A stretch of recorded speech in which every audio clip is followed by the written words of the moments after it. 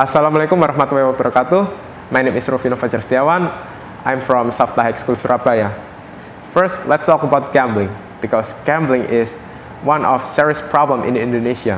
We heard a lot of news about gambling, and recently, I heard news about gambling too.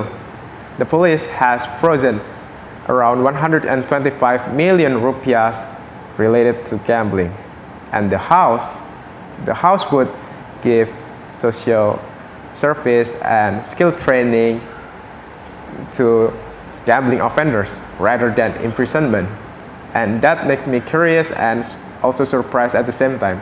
Why would they do that? Because we all know that gambling is something related to psychological, addiction, society, and the culture, because it is recognized that psychological condition that requires understanding, compassion, and comprehensive care. We couldn't cure the addiction by giving them social service and skill training, because when they got the money, they got the skill, they got the money, they'll do the gambling anyway. They'll do it over and over again. That's why it's important to giving them the fear of doing those things, because when they put in prison, they feel fear. Everyone will feel fear because they know the consequences.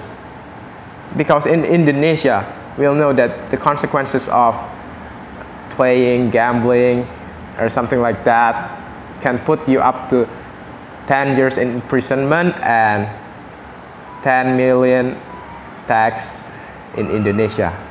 That's why there are several factors that make them do the gambling, such as addiction.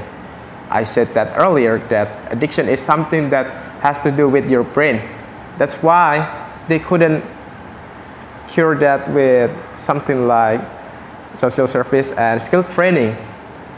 And the next one is related to economy, because we'll know that not only poor people that play gamble, also rich people do that. But the key factor is really different, because poor people want to getting a lot of money, being successful in short of time. The rich people is different. They do the gamble just for fun. They know when to stop. That's why we see on the news, we see on the data, there are really a lot of poor people struggling with addiction about gambling, because we all know they really want extra money. They want money faster and faster and faster.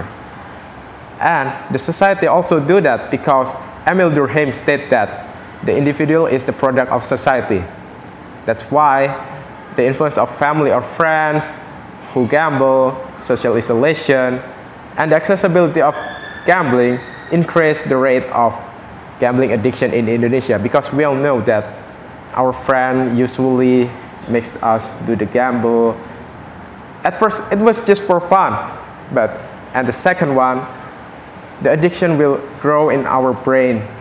They were thinking, oh my God, maybe I could earn so much money in the easiest way possible in our life by doing so.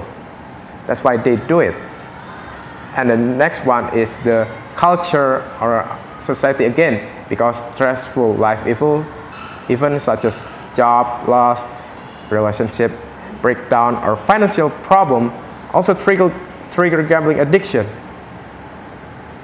They are facing a lot of hard things to do, and the gambling is one of their answer, because they don't know where to go rather than gambling, because with a lot of money it can cure our relationship, because no one wants a poor man or poor partner in their life.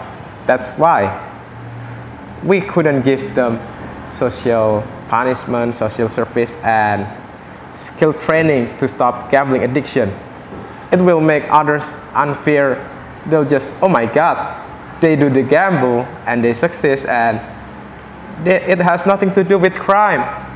They will just put them in prison. It will make them really fear. Oh my God, they put those things, they put everyone in prison because of gambling. That's why they would develop the same type of fear. That's why, in my humble opinion, we should really put them in prison. Okay, that's all my opinion. Thank you for hearing. Wassalamualaikum warahmatullahi wabarakatuh.